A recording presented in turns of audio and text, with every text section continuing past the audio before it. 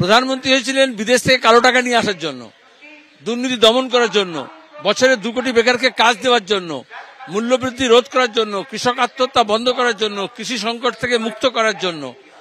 এবং যেটা করার কথা ছিল যে দেশটাকে উন্নয়নের জায়গায় একটা পরের ধাপে নিয়ে যাবেন, তার বদলে এখন কি বলছেন?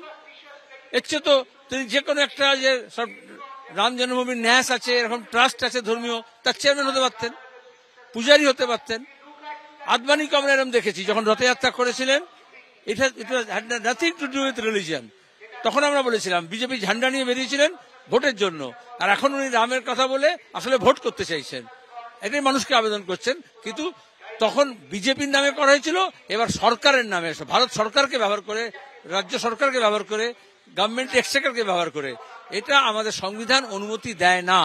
ধর্ম পালন করুক সবাই, নিজের মতো করুক, একজনের একাধিক ধর্ম থাকতে পারে, কোনো অসুবিধা নেই আমার, কিন্তু প্রধানমন্ত্রীর কাজ এটা নয়, মুখ্যমন্ত্রীর কাজ এটা নয়।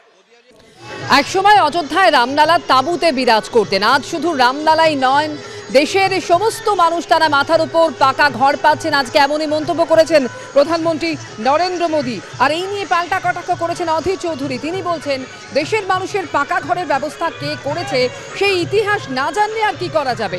শুধু বলি এই দেশ রামের, এই দেশ রহিমেরও। মন্তব্য লোকসভায় কংগ্রেসের দলনেতা অধীর চৌধুরী।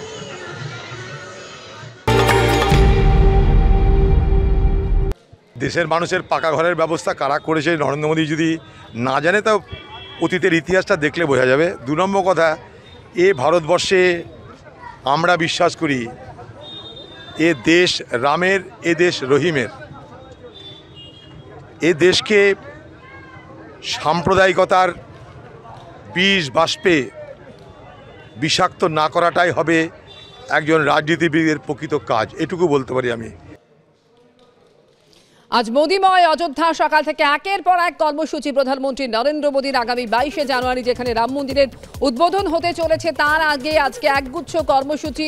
একদিকে আজ সকালে রোড শো, 14 কিলোমিটার রাস্তা, আজকে রোড শো করেন প্রধানমন্ত্রী এবং এরপর নবনির্মিত রেল স্টেশন এবং বিমানবন্দরের উদ্বোধন করেন এবং তারপরে আজকে মঞ্চে দাঁড়িয়ে ভাষণ দিলেন প্রধানমন্ত্রী নরেন্দ্র মোদী। महर्षि वाल्मीकि इंटरनेशनल 7 शिखरों वाला ये एयरपोर्ट इस वक्त आप देख रहे हैं। আর প্রধানমন্ত্রীর এই সফর নিয়ে কটাক্ষ করেছেন মোহাম্মদ সেলিমও। প্রধানমন্ত্রী হয়েছিলেন দুর্নীতি দমন করতে, কৃষক আত্মহত্যা বন্ধ করার জন্য, তার বদলে এখন তিনি রামের কথা বলে ভোটের রাজনীতি করছেন, এমনই মন্তব্য করেছেন মোহাম্মদ সেলিম। প্রধানমন্ত্রী হয়েছিলেন বিদেশ থেকে কালো টাকা নিয়ে আসার জন্য, দুর্নীতি দমন করার জন্য, বছরে 2 কোটি বেকারকে কাজ দেওয়ার জন্য, মূল্যবৃদ্ধি রোধ করার জন্য, কৃষক আত্মহত্যা বন্ধ করার জন্য, কৃষি সংকট থেকে মুক্ত করার জন্য। এবং যেটা করার কথা ছিল যে দেশটাকে উন্নয়নের জায়গায় একটা পরের ধাপে নিয়ে যাবেন, তার বদলে এখন কি বলছেন? এর চেয়ে তো তিনি যে কোনো একটা যে সব রাম জন্মভূমির ন্যাস আছে, এরকম ট্রাস্ট আছে ধর্মীয়, তার চেয়ারম্যান হতে পারতেন, পূজারী হতে পারতেন। আদবানিকে আমরা এরকম দেখেছি যখন রথযাত্রা করেছিলেন, এটা nothing to do with religion. তখন আমরা বলেছিলাম বিজেপি ঝান্ডা নিয়ে বেরিয়েছিলেন ভোটের জন্য, আর এখন উনি রামের কথা বলে আসলে ভোট করতে চাইছেন, এটাই মানুষকে আবেদন করছেন। কিন্তু তখন বিজেপির নামে করা হয়েছিল, এবার সরকারের নামে, ভারত সরকারকে ব্যবহার করে, রাজ্য সরকারকে ব্যবহার করে, গভর্নমেন্ট এক্সচেকারকে ব্যবহার করে।